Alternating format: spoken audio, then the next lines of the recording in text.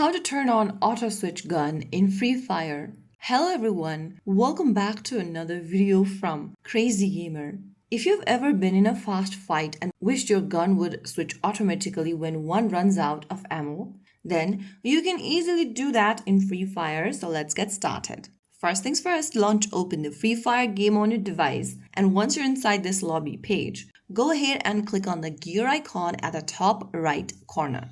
This will open up the settings menu where you need to go ahead and click on controls from the top. Inside controls, scroll down on the right corner and then right next to auto switch gun, select on. Once you turn it on, whenever your current weapon runs out of ammo during a fight, the game will automatically switch to your next available gun. It'll save you those precious seconds as possibly your life in the game.